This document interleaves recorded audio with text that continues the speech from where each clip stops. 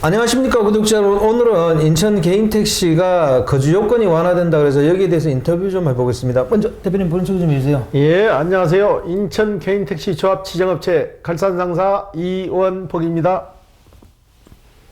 아니 대표님, 예. 인천 개인택시 거주 요건이 완화된다고요? 예. 5월이나 6월 달 정도에서 시행이 될 것 같거든요. 네네. 그동안 저희가 그 관공서나 시청에 누누이 담당자들하고 통화를 했어요. 네네. 거주 요건을 없애달라. 네. 타도시는 계속 없어지는데 왜 인천은 그걸 유독 고집을 하냐 하는데 시에서도 나름의 고충이 있어요.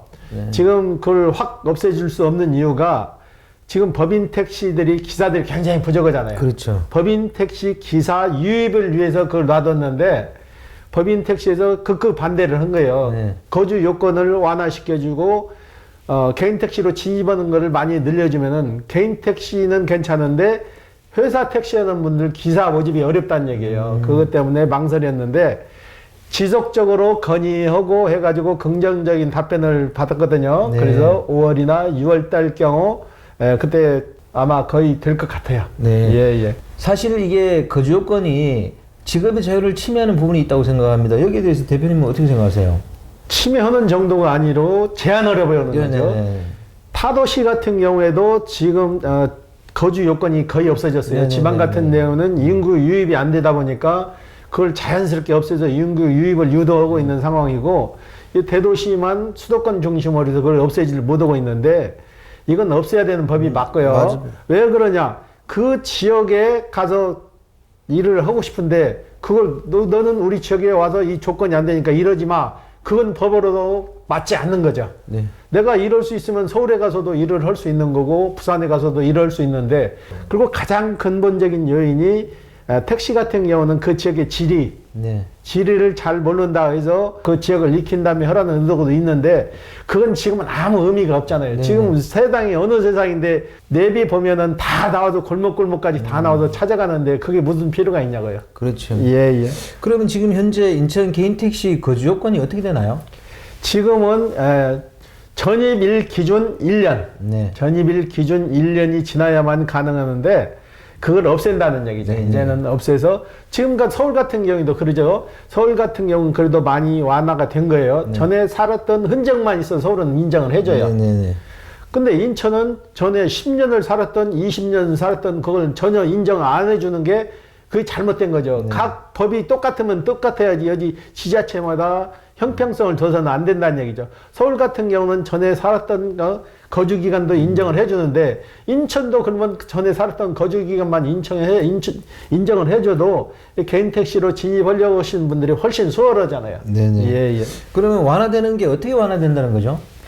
거주 요건을 없앤다는 거죠. 네. 거주 요건을 없애고 어차피 택시 자격증 시험을 보면은 거기에 지리시험이 있잖아요. 그렇죠. 그거 통과됐으면 그걸로 인정을 해줘야지 구태지 거주 요건을 둘 필요가 없다는 얘기죠. 네. 예. 요즘 내비게이션은 원체 잘 돼 있어서 해당 지역의 지리를 거주 요건을 하는 건 문제가 있습니다. 그죠? 그렇죠. 그리고 콜을 받아서 움직이게 네. 되면은 콜에 다 나오잖아요. 그렇죠. 지도가 표시가 돼갖고 좌회전 우회전에서 그 집 앞에까지 딱 도착하는데 구태여 지리 모른다고 해서 그걸 불편하게 규제를 두는 거는 안 되는 거죠. 사실 개인 택시 위주로 택시 예. 정책을 가져갈 수밖에 없는 것 같습니다. 법인 택시 기사 모집이 어렵다 그래서 뭐 같이 어려울 수는 없는 거잖아요. 그렇죠. 그리고 개인 택시가 앞으로 활성화되고 나면 그런 택시 정책도 정부에서는 개인 택시 위주로 가져가서 택시 정책을 펼치는 게 맞다고 생각합니다. 대표님 여기에 대해서 어떻게 생각하세요? 그렇죠. 택시가 이제 갈수록 고급화가 돼야 되는 네네네네. 거죠. 지금 택시 하시는 분들이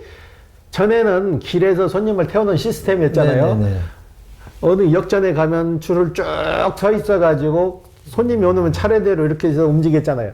지금은 어디 가서 줄 서 있는 택시들은 나이 드셔가지고 콜을 원활하게 못 하시는 분들은 줄을 서 있는 거고 지금 추세가 젊은 층들은 거의 다 콜로 움직이기 때문에 줄 서 있질 않잖아요. 네. 그걸 피부로 와 느껴요. 제가 출근할 때 이렇게 보면은 택시 정류장을 지나오면은 콜 붙어 있는 차들은 하나도 없어요. 콜을 안 하시는 분들만 줄을 서서 거의 그래요. 이걸 모두 편들고 비하하는 게 아닙니다. 네네.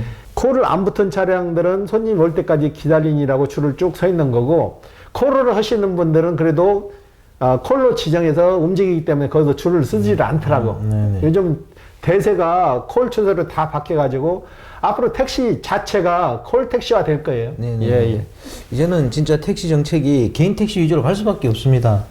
그렇게 되면 개인 택시 이제 인천 거주 요건이 완화가 되면 이 또 번호판 시세에 또 큰 영향을 주는 거 아닌가요? 그렇게 큰 영향은 없고 네. 사시려고 하시는 분들이 그동안 거주 요건이 안 돼서 하시는 분들이 이제 진입하기가 좀 수월해지는 거죠. 네네. 예, 예. 1년간 기다리지 않아도 가능한다면은 그게 좋은 법이죠. 네. 예, 예. 그러니까 인천이 항상 보면 거주요건 현 시점으로부터 1년을 가지고 있어가지고 진입하려고 해도 그걸 맞추기가 어렵잖아요. 사실은요. 굉장히 불합리했죠. 전에 살았던 경력을 인정만 해줬어도 네. 지금 그런 사태까지는 안 왔는데 전에 살았던 10년 살았던 20년 살았던 그 경력은 일체 인정을 안 해준 거 아니에요. 네, 주거 네. 요건은. 네, 네. 그리고 주민등록 기준으로 해서 내가 잠시 뭐 일주일만 갔다 타지로 전출해서 와도 다시 그 시점에서 1년을 계산했잖아요. 네, 네. 이게 얼마나 모순된 법이냐고요. 네. 이건 뭐 당연히 없어져야 할 법이에요. 네. 예, 예. 그런데 왜 지방 같은 데 보면 거주요건 아직도 많이 가지고 있는 데가 있습니다. 이거 왜 일괄적으로 이렇게 없어지지 않는 걸까요?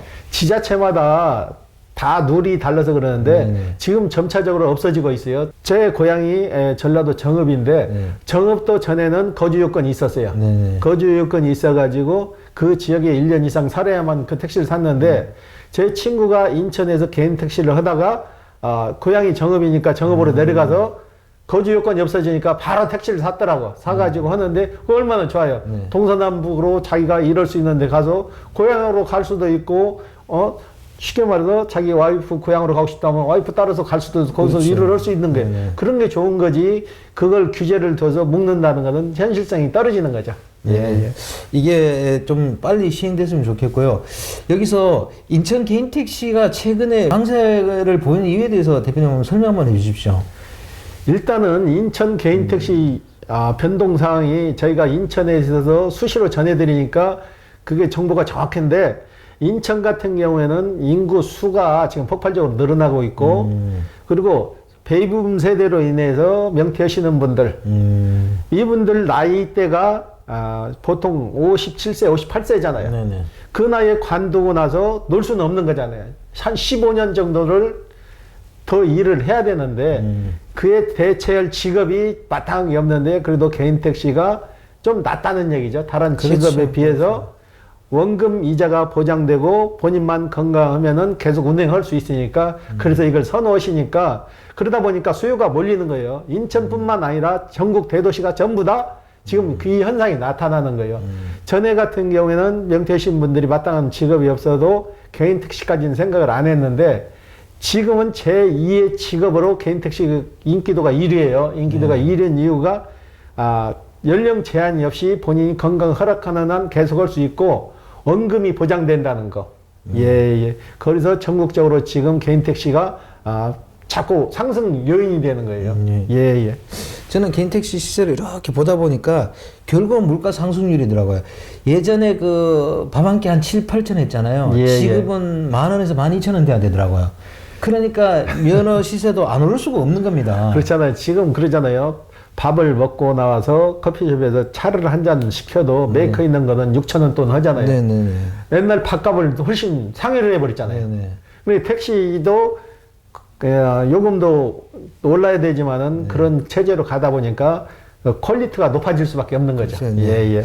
그래서 면허권이 자연히 상승하는 거지 이게 뭐 오르는 건 아니고 사실은 물가가 그만큼 많이 올랐다 이렇게 보시는 게 맞을 것 같아요. 예. 그리고 간혹 그러시는 분들이 좀 있더라고요. 개인 택시 면허권을 왜 사고 파냐? 네네 그런 분이 있어요. 너희들 공짜로 준 게 왜 그걸 사고 파냐? 공짜로 준 게 아니에요. 공짜로 준 게 아니고 초창기에는 개인 택시를 받으려면은 이게 아마 65년도부터인가 시행됐는데 법인 택시를 가서 15년 무사고에 대한 포상으로 이걸 받아갖고 나온 거예요. 맞아요. 그 1호 차원에서 법인 택시를 15년 동안 무사고 했으니까 너희들 고생 많았으니까 그동안 고생 많았으니까 개인 택시를 가지고 가서 사회에 다시 봉사하라는 명목으로 내줬는데 지금은 이 면허값을 인정을 해줬잖아요. 정부에서. 네네네. 인정을 해줬기 때문에 사고 파는 거지 이분들이 거기서 하늘에서 뚝 떨어진 게 아니에요. 전에 초창기에 개인 택시 하시던 분들은 전부 다 15년부터 시작해가지고 약 연수가 계속 줄어든 거죠. 15년 받아갖고 나온 사람들이 줄어드니까 그 다음에 뭐 13년으로 줄고 최종적으로는 뭐 6년, 5년만 해도 그렇죠. 나중에는 개인 택시를 받아갖고 나왔다고. 회사 택시 하면서 무사고로 5년, 6년 하는 것도 굉장히 대단한 거라고. 네. 거기에 대한 포상으로 받아갖고 나온 거지 너무나 개인 택시를 사고 파는 거에 대해서 너무 색안경을 끼고 안 봐주셨으면 되겠어요. 네, 네. 예, 예. 개인 택시는 사실 대법원에서 인정한 재산권입니다. 그거를 갖다가 뭐 정부에서 처음에 공짜로 줬으니까 정부에 그대로 반납해야 되는 거 아니냐. 그건 제가 볼 때 이 개인 택시가 이렇게 비싸니까 배가 아파서 그러시는 것 같아요. 그렇지 않습니까? 근데 개인 택시가 하늘에서 뚝 떨어진 건 아니잖아요. 그렇죠. 이분들도 초창기 하신 분들이 15년이라는 무사고를 거쳐서 그걸 보상으로 받은 건데 그걸 시에 반납을 한다는 것은 남의 재산권을 막는 거죠. 그렇죠. 그리고 역으로 생각해야 돼요. 그렇죠. 본인이 법인 택시에서 15년 동안 무사고를 해서 그 보상으로 개인 택시를 받았고 나왔는데 그분 말대로 그거 끝난 다음에 반납해? 그러면 이분 입장에서는 어떻게 그분도 그렇게 생각을 하실 거냐고. 그러니까요. 예, 예. 그럼 개인 택시 지금 돈 주고 사신 분들은 뭐 어떻게 돼요? 그러니까 인정해서 지금까지 흘러온 것은 인정을 하란 얘기죠. 네네. 예, 예. 이 악플 달릴 걸 대비해서 제가 한번 미리 말씀을 드려본 거예요. 어차피 달릴 것 같긴 한데. 예, 예. 저는 뭐 개인 택시 쪽에 이런 방송을 하다 보니까 그 한번 개인 재산인데 그걸 함부로 그렇게 얘기하는 거 보고 저는 깜짝 놀랄 때가 있어요. 예, 예. 예. 오늘 인터뷰 감사드립니다. 예. 자, 호화제는 다음 주에 또 다른 주제로 구독자 여러분 찾아뵙겠습니다. 안녕히 계십시오. 호호아제였습니다.